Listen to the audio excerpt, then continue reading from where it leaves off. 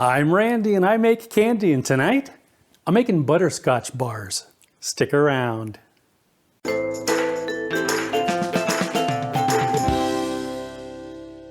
Greetings, my confectionery compadres, and welcome to Randy Makes Candy, where I help you make tasty treats that people love to eat. I was looking at the recipes that we've made here in the Candy Kitchen and noticed a glaring omission: butterscotch. We've used butterscotch chips in a few recipes, but we've never actually made any ourselves. Well, tonight that all changes. If you've been a compadre for a while, you'll know that we've made a lot of caramel. Some refer to butterscotch as caramel's little brother. The main difference is that it's made with brown sugar instead of white, which makes it less likely to crystallize or burn. It's a little less sophisticated than caramel, but it's also a lot simpler to make, as you'll soon see. As always, I'd love to hear about your results if you decide to make your own butterscotch bars, as well as suggestions for other recipes you'd like to see in future videos.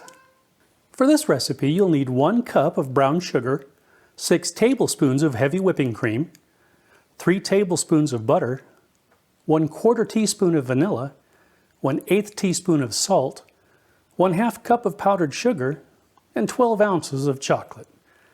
You'll also need a 6x6 baking pan, some parchment paper, a saucepan, a thermometer, a whisk, a bowl, a spoon or spatula, a cutting board lined with parchment, SilPat or waxed paper, and some precision dipping tools.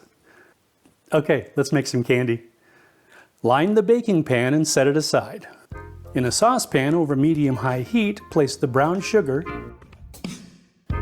cream,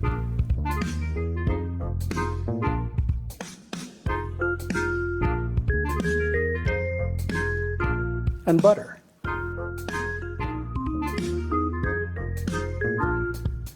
Stir until everything is melted.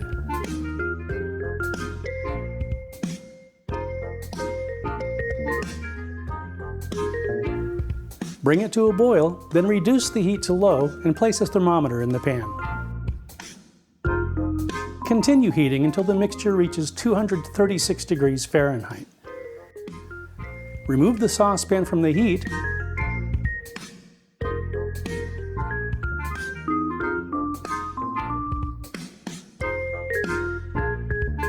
and stir in the vanilla and salt.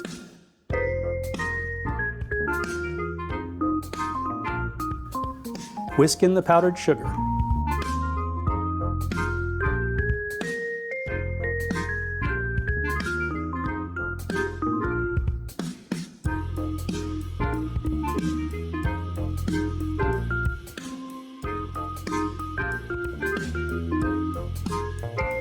Pour the mixture into the baking pan and allow it to cool for about an hour.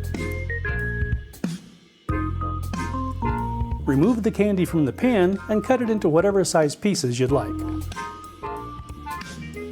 Be advised that this will want to crumble and break and be generally difficult when you try to cut it.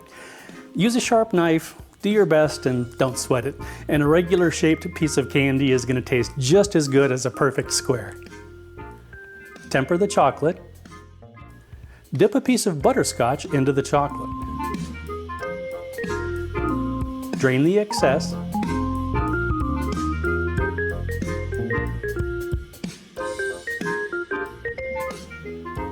And place it on the lined cutting board. Continue with the rest of the pieces and leave them on the counter until the chocolate is set. And that's it.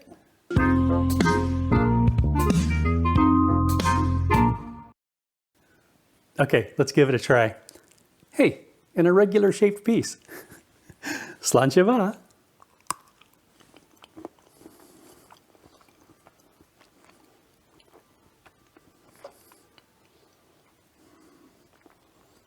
Holy moly, why did I wait so long? This is amazing. The chocolate's delicious and well tempered.